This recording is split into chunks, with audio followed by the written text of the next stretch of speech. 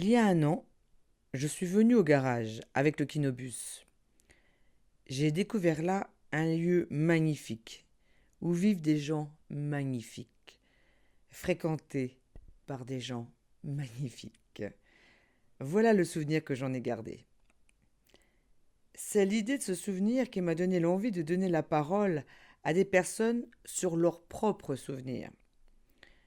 Je tiens à les remercier de s'être livrés à un exercice particulier, celui d'être filmé. Ben moi, ce que j'ai choisi de vous raconter comme histoire, c'est un petit peu comment on a pu acheter le garage où se déroule le kino en ce moment. Alors, le garage. Alors, on habitait dans une maison tout à fait normale, on avait une vie tout à fait normale comme les autres, sauf que ce que j'aime faire, moi, ce sont des travaux avec des ressorts, et puis j'aime bien travailler de plus en plus grand. Or, nous habitons en Mayenne. Ça, c'est un drame parce qu'en Mayenne, il pleut souvent.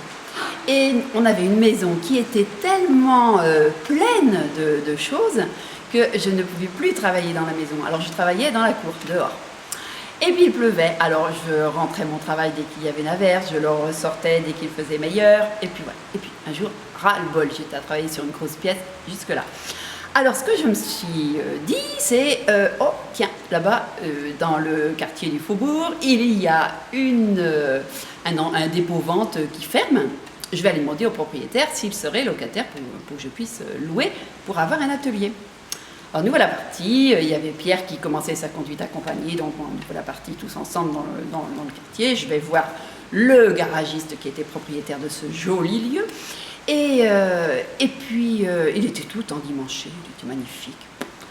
Je lui dis, ben voilà, je viens voir si votre lieu est alloué. Ah ben oui, oui, justement. Bon, alors je dis, mais c'est combien?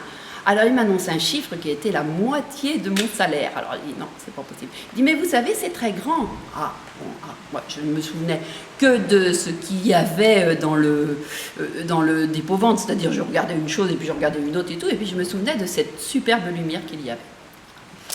Alors, bon, bah, si vous voulez, on peut aller voir. Oui, mais enfin, bon, c'est trop cher pour moi. Mais peut-être que vous seriez vendeur. Ah ben oui, je reviens justement, vous voyez, je n'ai pas eu le temps de me changer, je reviens justement de chez le notaire pour faire évaluer mon bien. Bon, alors d'accord, on va le voir. Alors on arrive par la porte rouge, tous les trois. Pierre, 17 ans, qui ne voulait pas déménager parce qu'il avait connu que cette maison. Jacques, bon, ni fou ni fa, et puis moi, voilà. On entre dans ce lieu vide avec des murs blancs tout autour. C'était le mois d'août, une lumière alors par la verrière alors, qui donnait, c'était une lumière extraordinaire, un espace, enfin 300 mètres carrés comme ça, d'atelier, plus 100 mètres carrés d'accueil. Enfin, c'était énorme, on n'avait jamais vu ça, couvert, tant pis pour la pluie. Et puis on se retrouve dans ce lieu, et alors tous les trois, on se regarde, on se dit, ah bah c'est ça. C'est ça. Alors on demande le prix. Bon, on va peut-être pouvoir vendre notre maison. Oui. Alors bon, le propriétaire, donc le garagiste nous dit bon, mais vous savez, il n'y a pas que ça. Alors on descend au sous-sol. Ah ouais, il y a ça aussi.